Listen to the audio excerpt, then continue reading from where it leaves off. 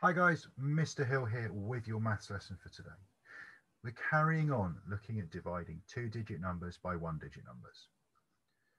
Here are some questions just to get you started for the day. Press pause to complete your work. How did we get on with those? Some of them should be fairly easy. Some of them, there might be something we've not come across yet. 21 divided by 7 is 3. We can almost do that one from our times table knowledge. 22 divided by 7 though. There's a remainder in there. There's one that we can't share. So if we've got a remainder, we'll put an R down and the number that's remaining afterwards. 34 divided by 7, can't do that. We've got a remainder in there again. So we've got 4 remainder 6. 35 divided by 7, we can do that. That divides equally. We can share that equally. Don't worry if you didn't get on with the remainders ones. We're going to cover that today. So that's going to be our learning for today. So our first question, we've got 75 divided by 6. How are we going to lay this out? What are we going to use to help us? I'm going to use the tens and ones. Now we could do this with the counters, or we could do it with the coins like I showed you yesterday. So if you've got those, that's brilliant. I'm going to show you how we're going to do it using the coins. The process is exactly the same if you're doing the counters. Let me just switch my cameras over. I'll be straight back. Okay, I've set myself up. I've got my question written at the top here, so I remember what I'm doing. 75 divided by 16. I've gone and got myself some coins. So I've got 7 tens, 1, 2, 3, 4, 5, 6, 7, and 5 ones, 1, 2, 3, 4, 5. I've set my grid up, so I've got my tens here and my ones here. First thing I'm going to need to do, starting with my tens, I'm going to put 1 10 into each row.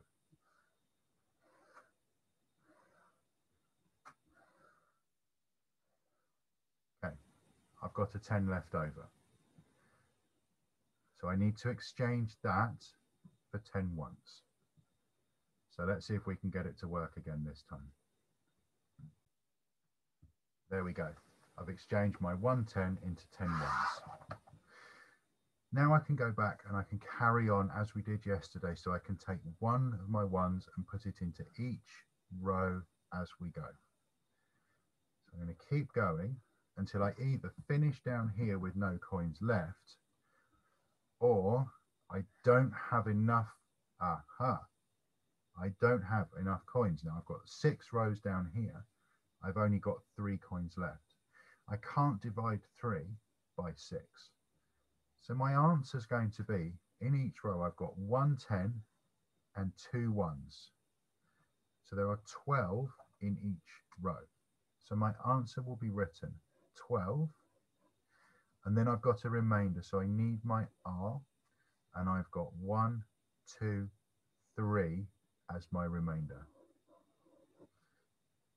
What we must make sure is if we've got more coins here than what we're dividing by, that's not correct. We can only have a remainder if the number left over is smaller than the number that we're dividing by. So to show you again using the counters on our screen, we're going to share the tens first. We exchange the 10 that's left. We share the ones. Before we do that, let's have a look at our part whole model. We've taken 60 out. We can divide 60 by 10.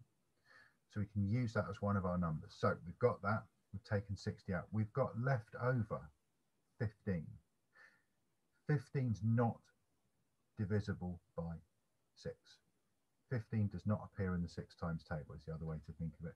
So how close can we get? Well, we know from using the coins, we're going to get 2 in each row. We've got 3 left over.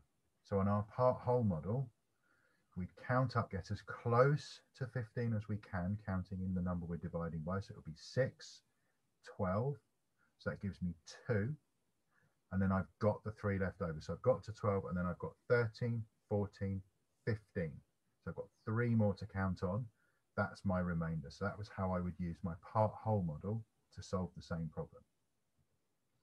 So I've got 10 plus 2, remainder 3, gives me the answer of 12, remainder 3. So 75 divided by 6 is 12, remainder 3. Have a go at these ones yourself. See how you get on. Pause the video here to complete these.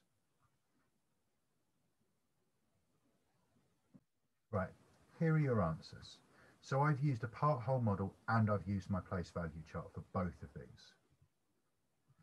So 53 in my tens, I've got 30. I've taken those out. They're on the tens. I've exchanged the 2 tens remaining into my ones. That gives me 23. I've then gone and shared them as equally as I can. I've got 7 in each row, and I've got 2 that I can't fit into a row.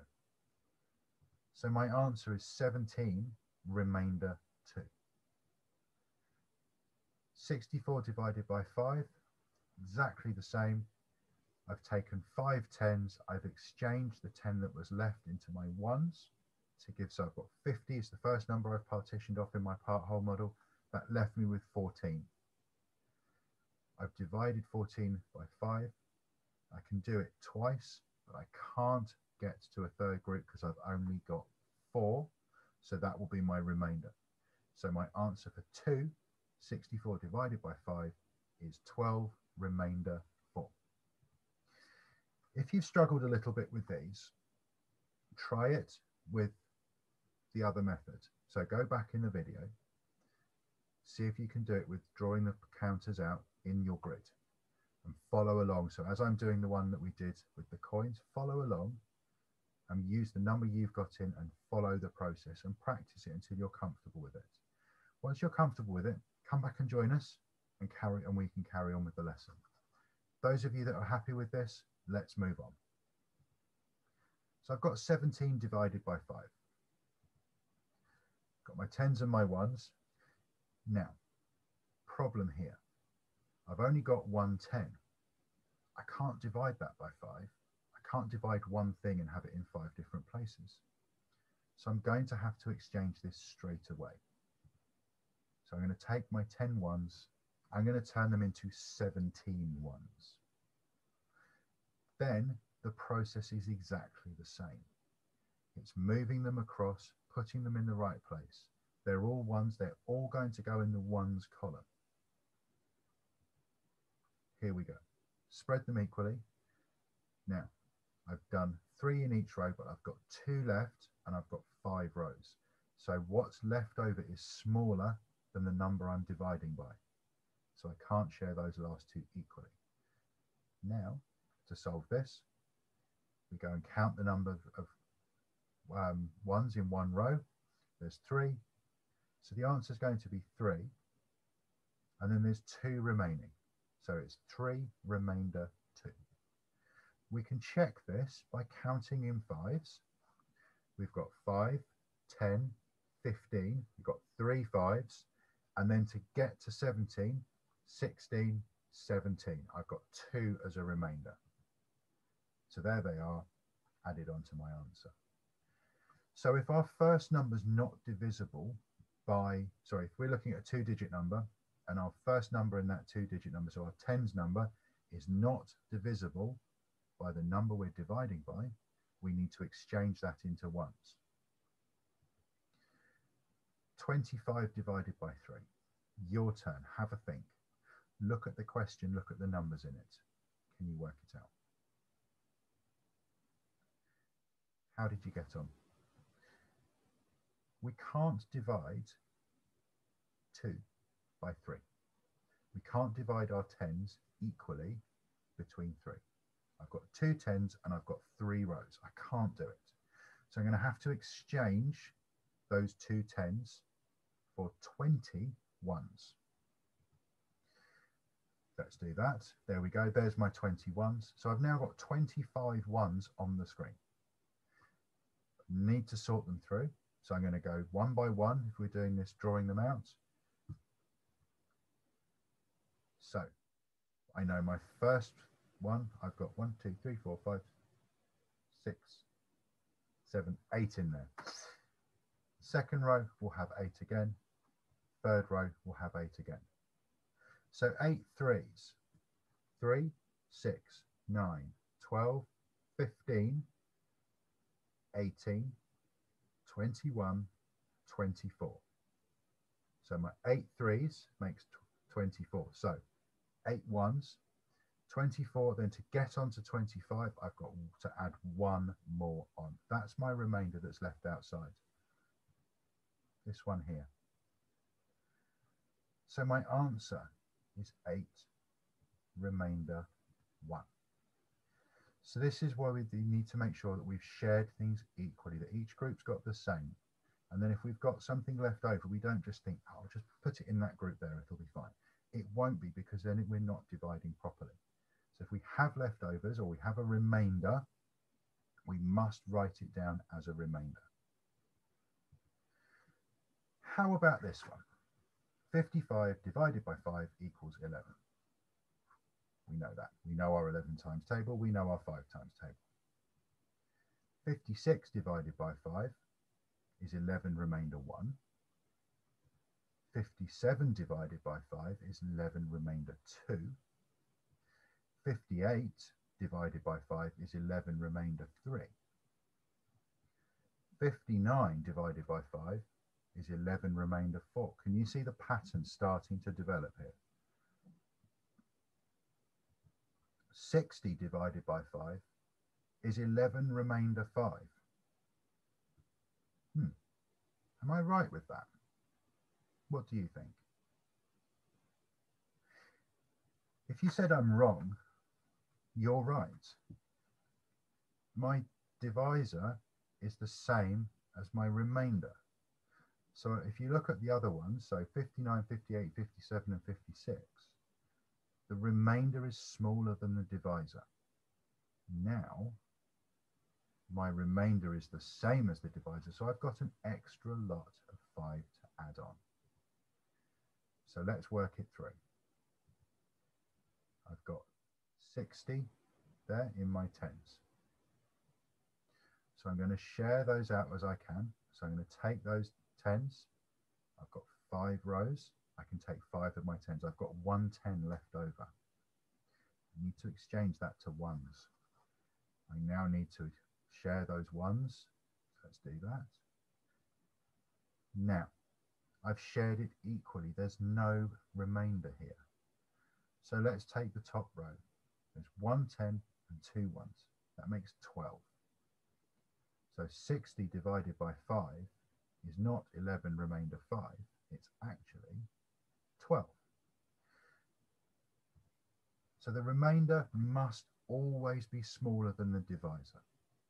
So whatever you're dividing the number by, if you've got a remainder and it's bigger or the same as the divisor, so the number you're dividing by, you need to add another group on or another lot on.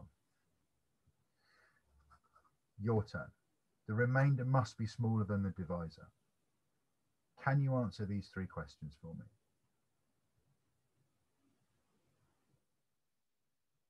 Let's have a look. So reminding ourselves the remainder must be smaller than the divisor. So when we divide by 7, the largest remainder we can have is 6, because 6 is smaller than 7.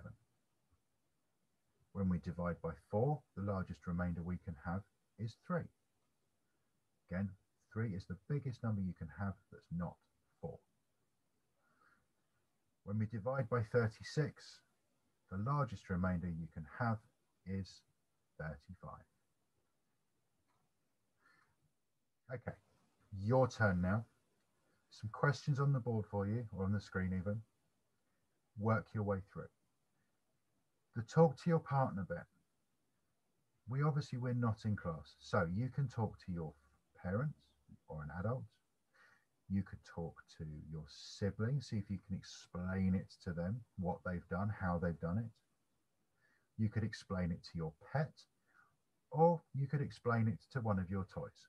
I don't mind which. I just want to have you guys having that conversation about how they've solved it. It'll help you understand better how this technique works, how this method that we're using will work. Pause the video to complete your work now.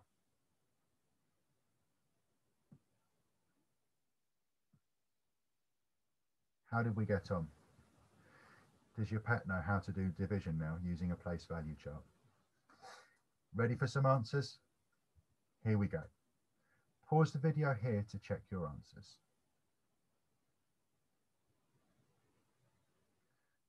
How did you get on? If you got a few wrong, maybe go back and watch the beginning of the video again. Just have a practice through, get the method really solid in your head. If you need to go back, do that now. And when you've caught up again, join us and we'll carry on. Dora's been working out some divisions. 72 divided by 4 is 18. 73 divided by 4 is 18 remainder 1. 74 divided by 4 is 18 remainder 2. 75 divided by 4 equals 18 remainder 3. I know that without working out, it must be that 76 divided by 4 is 18 remainder 4. Talk to your partner. So whether it's your adult, your sibling, your cat, your dog, your fish, or your teddy. Why does Dora think this? And can you explain to your partner why Dora is wrong? What answers did you come up with? The one I came up with, I think Dora thinks it's because she spotted a pattern. The further we get away from 72, the bigger the remainder gets, but the whole number stays the same. Dora is wrong because you can't have a remainder of 4 when dividing by 4. Well done if you got that. Give yourselves a clap. Okay, let's move on and look at a little bit of reasoning now. So apples are packed in bags of 8. This is important, we need to remember this. There we go, 8 apples, that's how many goes in one bag. Dexter has got 91 apples. How many bags does Dexter need so that every apple is in a bag? Have a think. See if you can work this one out. This is a challenge for you guys. See if you can apply what you've learned today and work this one through. Press play when you're ready to carry on. The first thing we need to look at is our question. So apples are packed in bags of 8. And Dexter has got 91. And we need to put them into the bags. So my calculation needs to be 91 divided by 8. That will tell me how many bags I need. So we're going to use our grid again. I've got 8 rows this time to show that I'm packing them into bags of 8. I've got my 91. So I've got my 10s and my 1s. So I've got my 90, I've got 9 10s, and I've got 1 1. I'm going to share my 10s first. So I can share 8 of them, and I need to exchange 1 more because I can't share 1 10 across 8 rows. So using our part whole model here as well, we've taken 80. That's our first part. We've got 11 left over. So exchange the 10 for 10 ones. Share the 1s as best we can. There we go. And I've got 3 left over that I can't fit into a group. So that's my remainder. So how many bags does Dexter need? We've got the answer there, 11 remainder 3. Dexter needs 11 bags, doesn't he? What do you think? If you said that I was wrong, then once again, you're right. The question asks us to make sure that every apple is in a bag. So we're going to need 1 more bag for those last 3 apples. So this is where you need to be careful with your division and reading the questions really carefully and really closely. It doesn't ask us how many bags of 8 can he fill and what will he have to carry in his hands. It asks us to make sure that every apple is in a bag. So I've got the 3 remaining, so I'm going to need 1 more bag. So the answer is actually 12 bags. Well done if you got that. Remember this for next time because we're going to be carrying on working through with our dividing. Right. Take this new bit of learning and see if you can get it to work out for these. See if you can apply it. If you need to, go back and re-watch that bit and take the numbers that you've got from this and use them in the calculation we've just done. Pause the video now to complete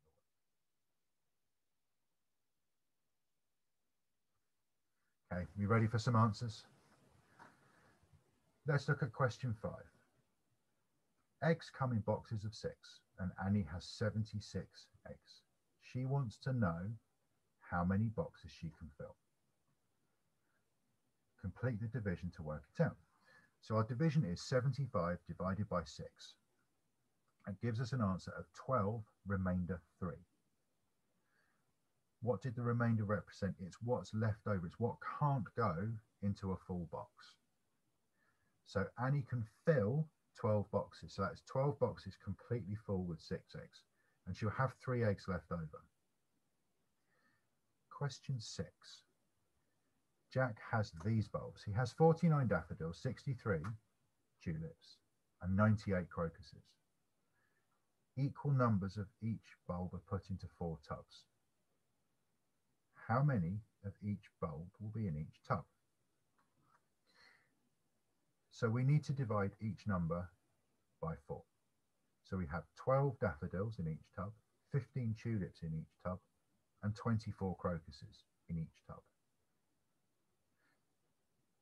Working this through, to work out how many will be left over, we need to know that 12 times 4 is 48.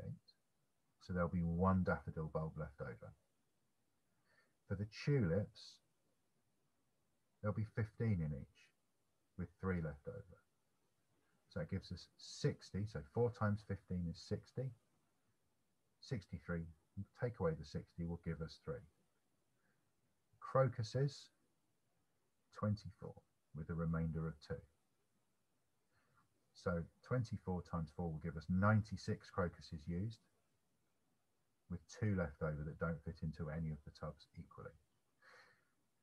How many tubs could Jack use so that there are no bulbs left over? Now, this is a trickier question. We need to think about things we've learned previously. So let's move on and I'll talk you through how I worked out the answer. Here's our question.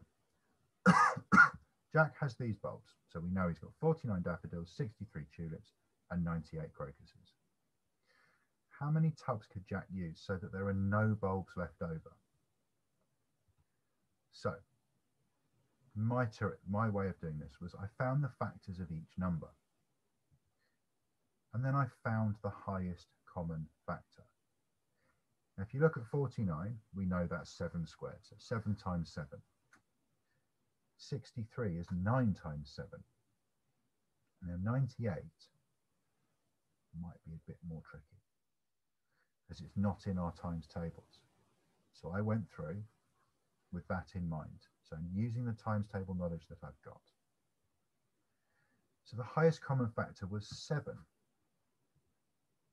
So 49 divided by 7, as I said, is 7. So 7 squared makes 49, using my multiplication and times table knowledge to help me with my division.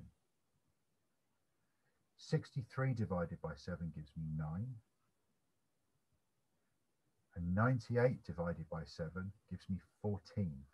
So it's not in that in our times tables that we know, but we know we can partition the number down. So we can have 70 and 28. So if we did a part-whole model with 98, we can take 10 sevens off, which would be 70, leaving us with 28. And we know that 4 sevens makes 28.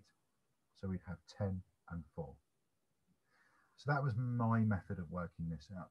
I'll look forward to seeing the method that you used to work this out in Tapestry later. Take care, everyone. Stay safe, and I'll see you again for our next maths lesson.